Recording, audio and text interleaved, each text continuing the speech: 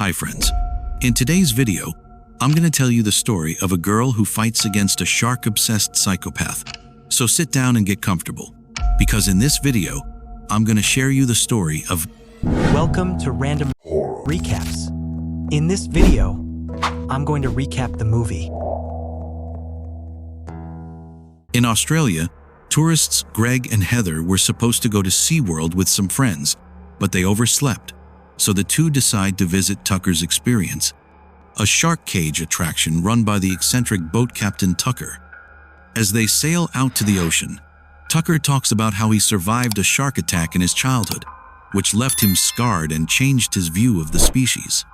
He prepares the cage for the tourists to enter, but Heather is scared to death.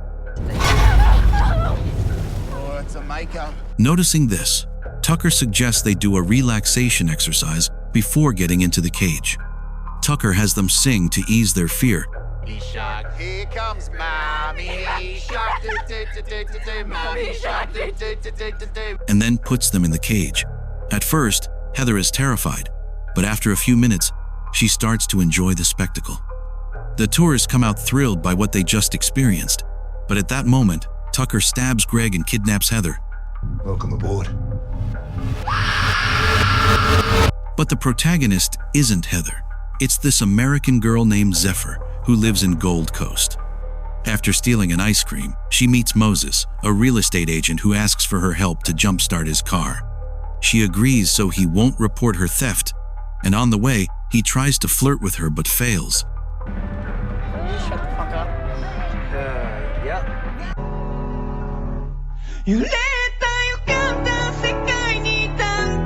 That is, until Zephyr realizes that Moses likes surfing just like her, and as they talk, they notice they have a lot in common, like the same taste in music. Thank you. So they spend the night together. My man. Little by little, Moses was falling in love. Look at him. He even made her breakfast, but when he was about to bring the food to Zephyr, he realizes she's gone.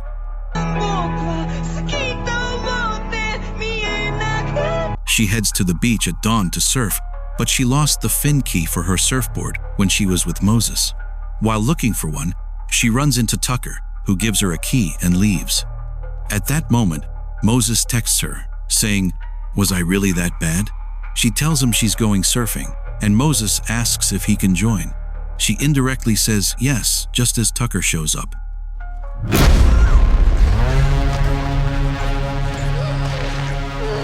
He kidnaps her and takes her in his car to his boat. Later, Moses arrives at the beach to surf with Zephyr, and upon finding her van, he calls her and realizes her phone is inside, but it seems strange that she's not nearby. What the hell happened here? Zephyr wakes up chained to a bed next to Heather. She starts screaming for help. Help! No one can hear. Help! Somebody help! Help! But no one except Tucker hears her since they're in the middle of the sea. Desperate, she tries to get out of the handcuffs, and both Zephyr and Heather mention they don't have anyone who could come looking for them. But what Zephyr doesn't know is that Moses, seeing her van being towed, realizes something strange is going on.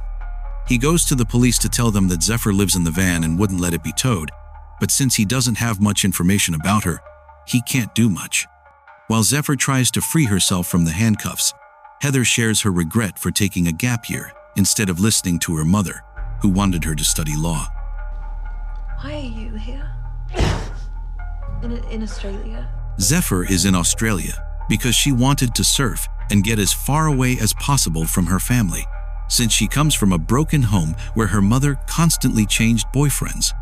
Zephyr notices that Heather is wearing a bra with an underwire, so she asks for it to try to pick the lock on her handcuffs. But at that moment, Tucker arrives to give them food and water. When he leaves, they realize it was a trap to drug them. You're a fighter. You piece of shit. Tucker reappears and takes them to the deck, where he handcuffs Zephyr to a chair.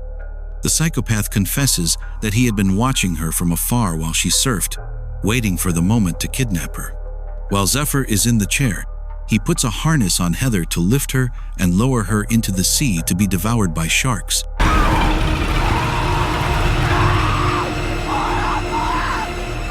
And as if that weren't enough, he records it all on a VHS camera for extra pleasure. You disgust me. Zephyr is in shock from what she just witnessed, and Tucker tells her tomorrow will be her turn. After that, he locks her up again while the psychopath dances, enjoying his work. Zephyr writes her name and Heather's on the wall and realizes they're not the only ones who have been kidnapped. Tucker records each death to watch them later for his twisted pleasure. The next day, Moses goes to the beach hoping to find Zephyr but gets depressed when he doesn't see her. Tucker returns to the room to feed Zephyr, but she refuses and insults him. You're just a pathetic coward who kills women because mommy never loved you or whatever. When he leaves, Zephyr gets the idea to use the bucket she uses as a toilet to create a weapon. Later, when Tucker comes in to drug her, she uses the weapon to stab him.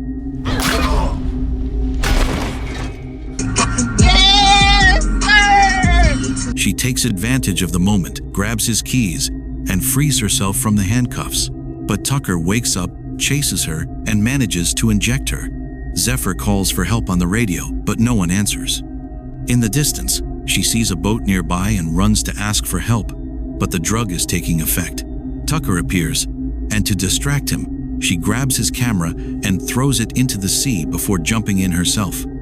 But she passes out from the drug, so Tucker pulls her out of the water. Oh well, we tried.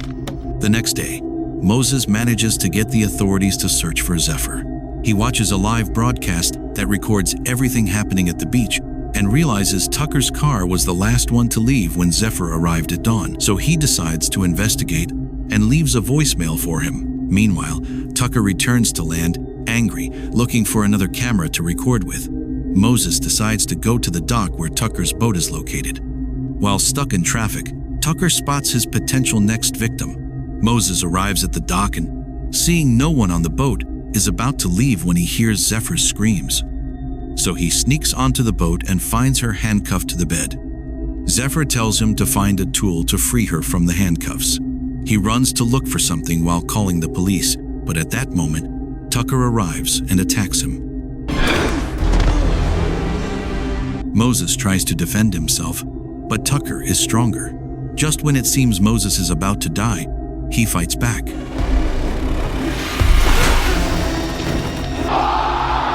And when it looks like Moses might win, Dave, Tucker's neighbor who helped lure tourists without knowing he was killing them, shows up.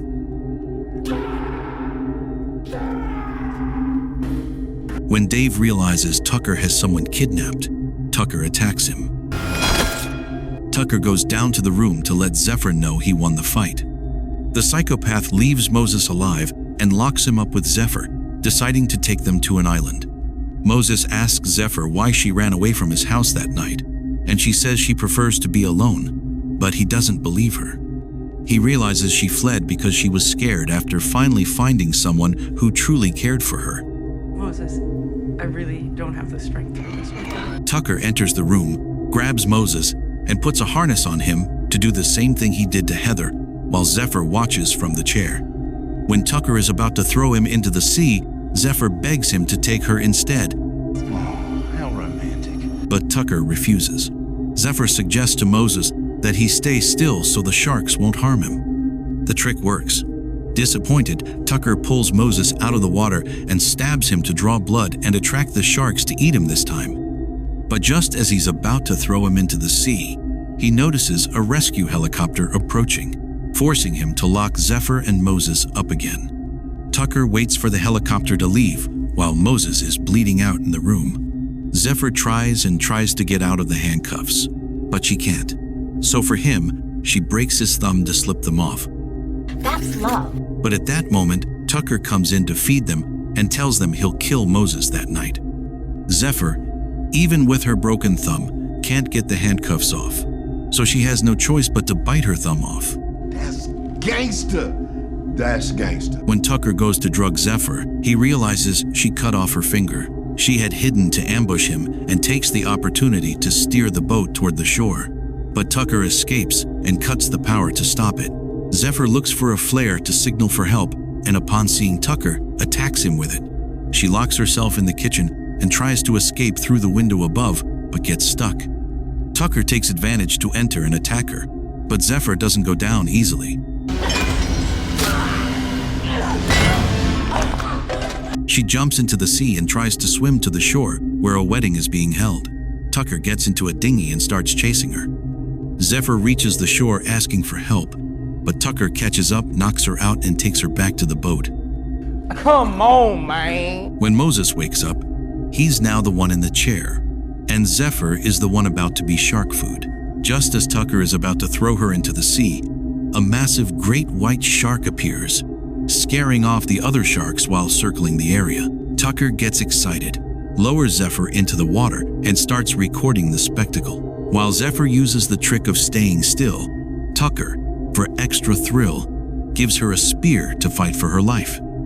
She uses the spear to climb out of the water, but Tucker scares her, causing her to fall and break the harness.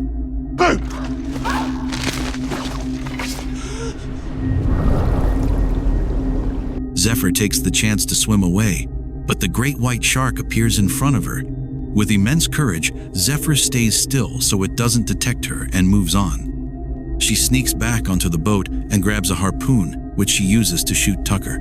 Ooby-dooby, motherfucker.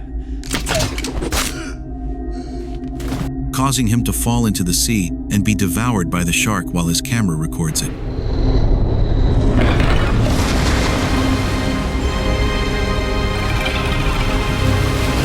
Get what you fucking deserve! Before dying, he notices his death was recorded epically.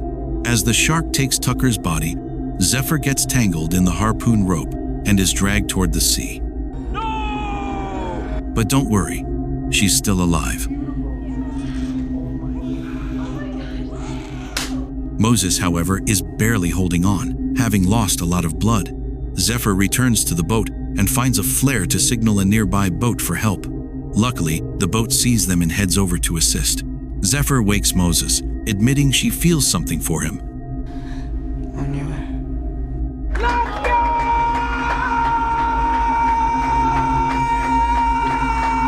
And that is how the movie ends. Thanks for watching. Don't forget to like and subscribe for more horror stories. See you next time.